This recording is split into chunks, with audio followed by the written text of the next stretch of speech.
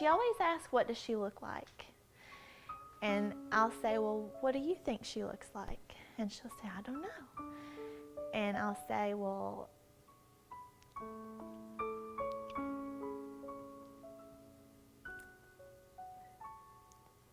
I bet she was beautiful because you are. It's a conversation Stacey Jackson never minds having with her adoptive daughter, Jen. Just questioning, you know, about her birth parents and why she didn't get to live with them, and just all the unanswered questions in her mind about, you know, did I have a brother or sister in China, and just questions that we don't know the answer to. Now let's rewind. When I was about 12 years old, there was a church that I visited, and there was a couple there who had adopted a little girl from Vietnam. And when I saw them together, that was the first time that something kind of stirred inside of me and made me think that maybe I would do that someday. And 2013 was that time. Stacey and her husband Daniel had been married almost 8 years. They met someone at the gym who adopted through Lifeline. So Stacey got on the website to look for herself. Something drew me to her, the fact that she was older, the fact that she had the little walker, and she was just so precious, and just kind of started questioning, why has nobody taken her home yet? Immediately, Stacey took the laptop to her husband.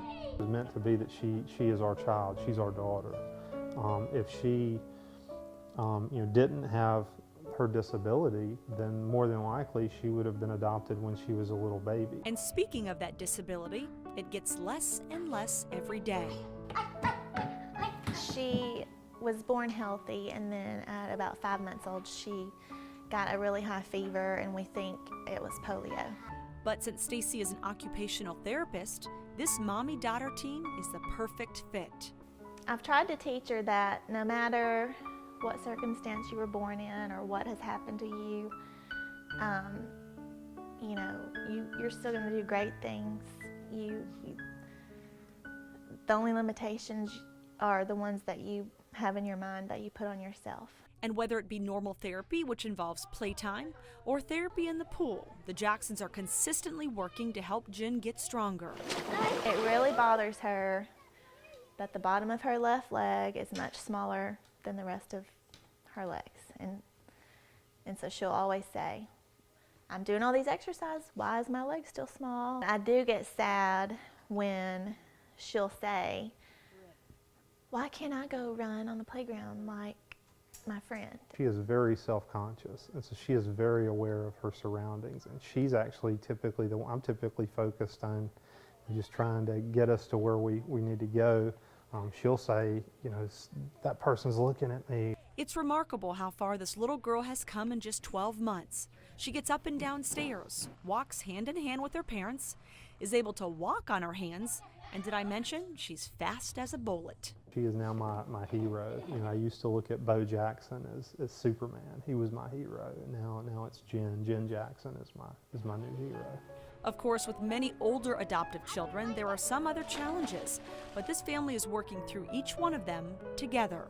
Of course, just with her background and everything she's dealt with, she has emotional issues that come up too. And now I understand that these are going to be lifelong struggles for her. But that's okay, Stacey says, because they lead with love, and everything else will eventually fall into place. She makes me laugh all the time, every single day. It has completely changed me. It has shocked me how I've been able to love her, unlike really I have ever done in my whole life. I don't care how she acts or how ugly her behavior can be sometimes. It does not matter. She won't ever be able to do anything to where I wouldn't love her or be proud of her. We knew going into it would be the hardest thing we've ever done, but it's worth it, and we know it's what we're supposed to be doing. And it only takes spending a few minutes with this family to see these smiles are as good as they get. Goodbye.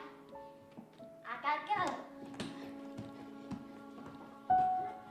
go.